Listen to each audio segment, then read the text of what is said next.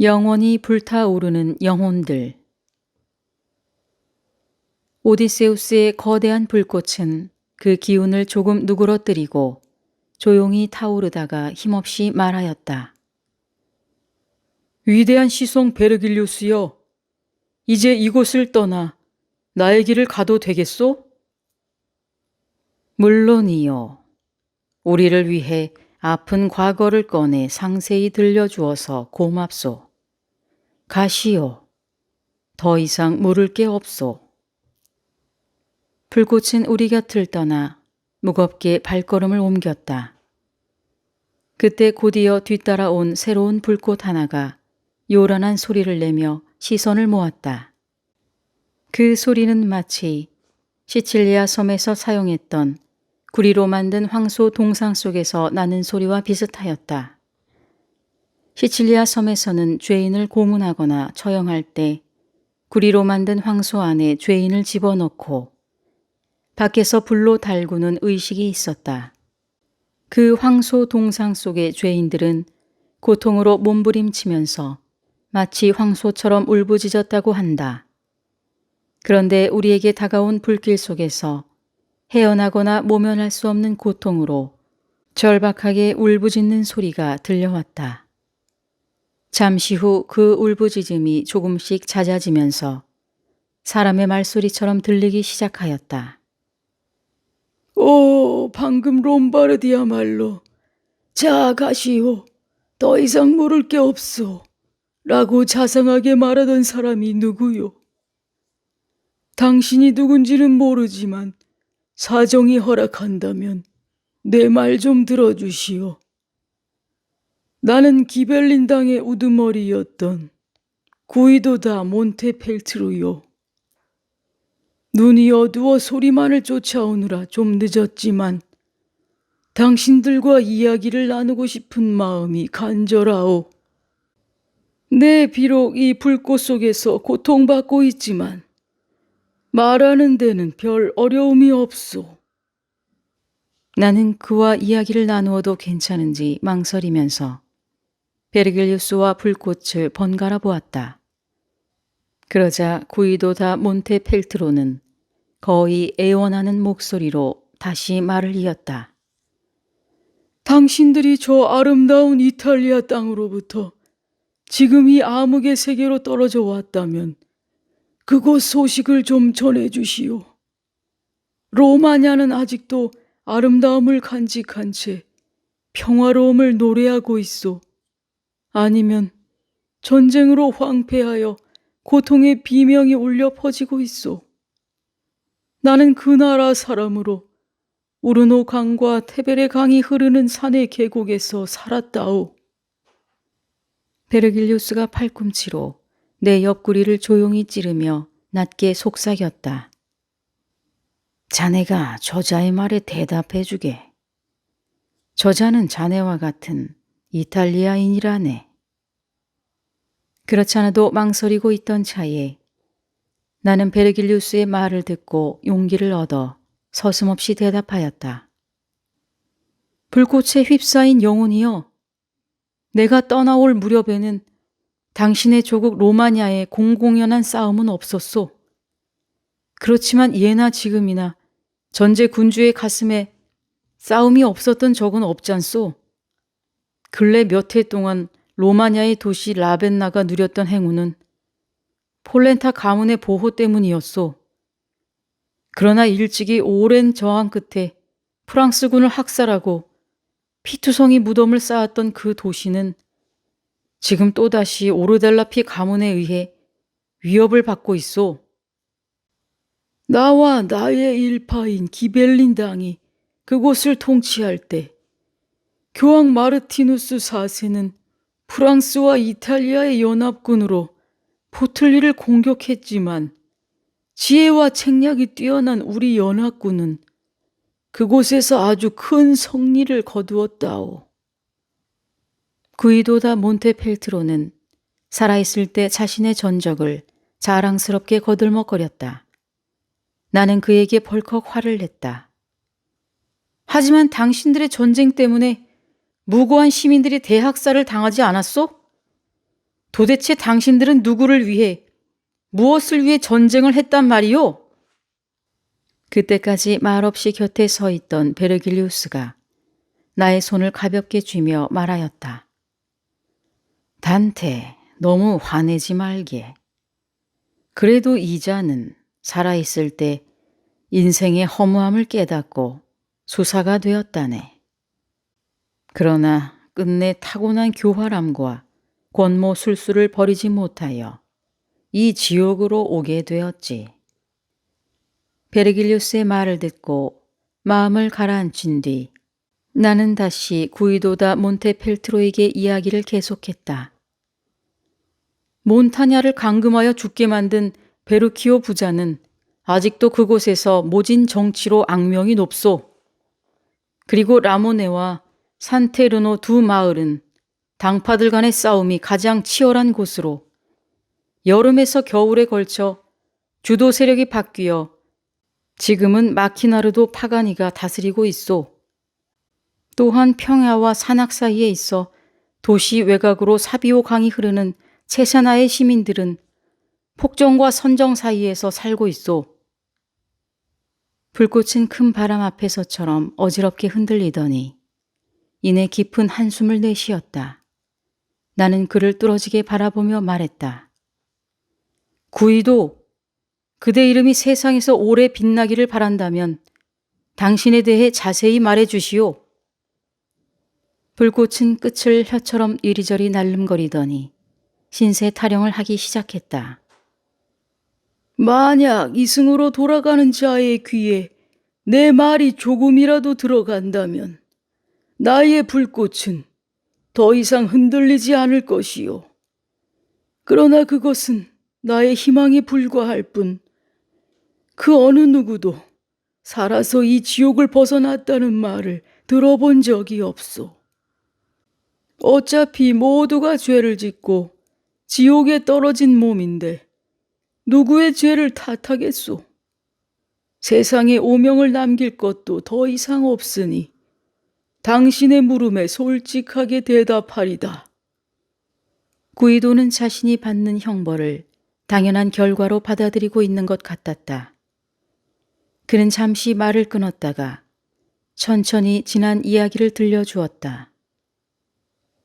나는 원래 군인이었지만 후에 프란치스코회의 수도자가 되었고 그 이듬해 72세의 나이로 죽어 여기 오게 되었소. 성 프란치스코 수도회는 근검, 절제, 인내의 정신을 상징하는 밧줄을 허리에 메고 다녔는데 나는 그것만으로도 내 죄가 모두 속죄되리라 믿었다오. 그러나 내 믿음대로 뜻이 이루어질 무렵 저주받은 교황 보니파티우스 8세가 나를 다시 죄악에 빠지게 만들었소. 틀림없이 그도 이 지옥 어딘가에서 고통으로 몸부림치고 있을 것이요. 구이도는 떨리는 목소리로 저주의 말을 퍼부었다.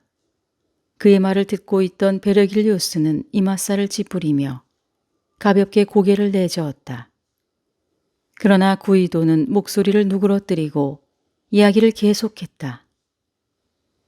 나란 인간은 부모의 사랑으로 뼈와 살을 이루고 인간의 모습으로 태어났으나 하는 짓거리가 모두 여우의 간사한 꾀에서 비롯된 것이었다오.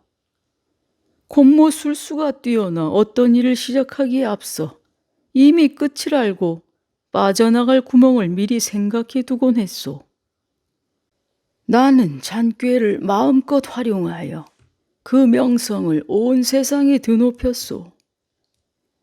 나 또한 구이도의 활약에 대해서는 익히 들어 알고 있었다. 그는 잠시 말을 끊었다가 한숨을 내쉬더니 다시 말을 이었다. 나이가 들어 인생의 돛을 내리고 닷줄을 감아야 할 시기에 이르자 전에는 재미있었던 일들이 점점 짐으로 변해버리고 후회와 참회로 하루하루가 괴로움의 연속이었소. 그래서 머리를 깎고 수도자가 되기로 결심을 했던 거요. 구원의 희망이 있었음에도 불구하고 구원받지 못한 비참한 내 신세여. 구이도는 뼈저리게 후회하고 있었지만 이제 그에게는 선택의 여지가 없었다. 추기경과 고위 성직자들, 그리고 그들의 두목인 교황 보니파티우스 8세는 로마 근처에서 콜론나와 전쟁을 벌였소. 그들이 적으로 삼았던 콜론나는 아크릴을 탈취한 회교도도 아니요, 회교도에게 무기를 판 상인도 아니었소. 단지 같은 그리스도인일 뿐이었소. 보니파티우스 8세는 자신이 거룩한 교황의 지위에 있다는 것도, 내가 수도자의 길을 걷기 위해 허리에 밧줄을 두르고 있다는 것도 염두에 두지 않았소. 어느 날 그가 나를 찾아왔소. 자신의 마음속에 열병처럼 타오르는 교만에 대해 조언을 구하기 위해서라고. 하지만 나는 입을 굳게 다물었소. 그자의 말이 술주정꾼의 넋두리와 조금도 다를 바가 없었기 때문이요. 도대체 교황 보니파티우스 8세가 당신에게 무슨 말을 했기에 그렇소? 아무리 죽은 이유라고 하지만 당의 우두머리였고 수도자였던 자가 교황에 대해 불경스럽게 말하는 것이 나는 다소 귀에 거슬렸다. 하지만 교황이 무슨 생각을 하고 어떤 말을 했는지 알지 못하는 상태에서 무작정 구이도만 탓할 수는 없었다. 교황은 콜론나 가문을 멸망시키고 자기 혼자 권력을 잡으려고 했던 거요. 그러기 위해서는 여우처럼 간교한 나의 꾀가 필요했던 거지. 사실 그는 교만을 고치려고 나를 찾아왔던 것이 아니라 더 큰 권력을 손에 넣어 모든 것을 자기 뜻대로 움직이려고 도움을 청했던 거요. 그리고 그 꾀를 빌려주는 대신 교황은 나의 죄를 용서하여 천국에 들어갈 수 있게 해주겠다고 약속하였소. 나는 구이도의 말을 듣고 그의 분노가 아주 당연한 것이라고 생각되었다. 재물과 권력에 눈이 어두워 남의 것까지 눈독을 들인 교황이라면 누구보다 훨씬 더 멸시를 받아야 마땅한 것이 아닌가. 구이도, 당신 말대로 보니파티우스 8세는 지옥 어디에선가 고통을 받고 있을 것이요. 베르길리우스는 내 말이 맞는 것을 입증이라도 하려는 듯 고개를 끄덕였다. 구이도는 계속 말을 이었다. 난 금과 은으로 된 천국의 열쇠를 2개 갖고 있었소. 천국의 열쇠 중 금 열쇠는 인간의 죄를 용서해 주시는 하느님의 권능을 표시하는 것이고, 은 열쇠는 인간의 판단에 맡겨지는 학문과 지성을 나타내는 것이었다. 그는 성직자였고 또한 학문과 학식이 뛰어났으므로 자신 있게 그렇게 말한 것 같았다. 나는 그가 교황에게 간교한 책략을 세워주었는지 궁금하여 견딜 수가 없었다. 그래서 얼른 말꼬리를 돌리며 재촉하였다. 당신이 교황의 간청에 끝까지 침묵을 지켰으리라고는 생각되지 않소. 그에게 어떤 말을 해주었는지 그 내용을 듣고 싶소. 구이도는 고개를 끄덕이더니 내 질문에 대답하였다. 그가 나의 죄를 용서해 주겠다고 한 약속을 믿고 다음과 같이 말하였소. 교황님, 그건 간단한 문제입니다. 약속은 길게 하고 이행은 짧게 하면 되지요. 내 말의 뜻을 눈치챈 보니파티우스 8세는 곧 콜론나 측에 사신을 보내어 죄를 묻지 않을 테니 빨리 성문을 열라고 했다오. 교황의 말을 믿고 콜론나가 성문을 열자 그는 철저하게 성을 파괴하였소. 나는 혀를 차며 구이도를 노려보았다. 겨우 그것이 당신이 말해줄 수 있었던 최상의 조언이었단 말이오? 남에게 속임수를 쓰게 하는 책략이.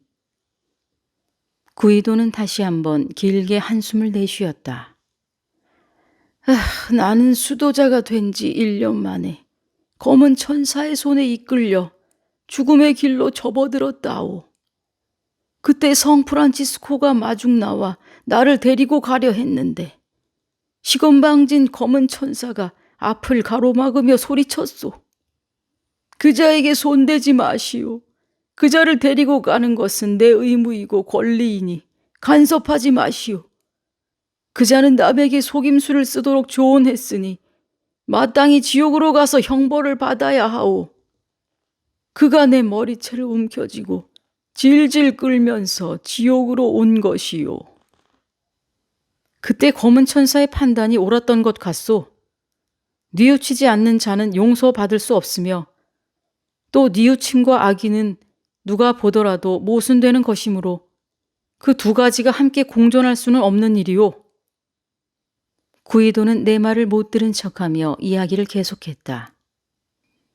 나는 그 검은 천사의 소나기에서 비명조차 지르지 못한 채 벌벌 떨고 있었소.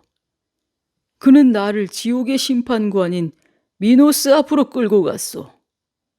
미노스는 나를 보자마자 딱딱한 꼬리로 내 등을 8번 휘감더니 노발대발하였소. 그런데 왜 8번째 지옥 중 하필이면 이렇게 고통스러운 불꽃 속에 갇히게 된 것이요? 그것 또한 미노스의 심판이었소. 그는 분을 이기지 못해 마구 제 꼬리를 물어뜯으며 이렇게 말했소. 이런 놈은 영원히 타오르는 불꽃 속에서 형벌을 받아야 마땅하다. 나는 곧장 이곳으로 오게 되었고 보다시피 불꽃에 갇혀 고통을 당하며 후회와 환탄으로 하루하루를 보내고 있소. 말을 마친 구이도다 몬테펠트로는 불꽃의 뾰족한 끝을 휘감았다. 그리고 짧은 비명을 한 번 지르고는 황급히 자리를 떴다. 베르길리우스와 나는 그의 모습을 지켜보다가 발길을 돌려 다음 구덩이로 향하였다. 바위를 따라 걷다 보니 돌다리가 보였고 우리는 곧 아치형의 문 위에 이르러 아래를 내려다 보았다. 그곳에는 살아있을 때 이간질을 일삼던 무리들이 한데 모여 자신의 죗값을 치르느라 몹시 고통스러워하고 있었다.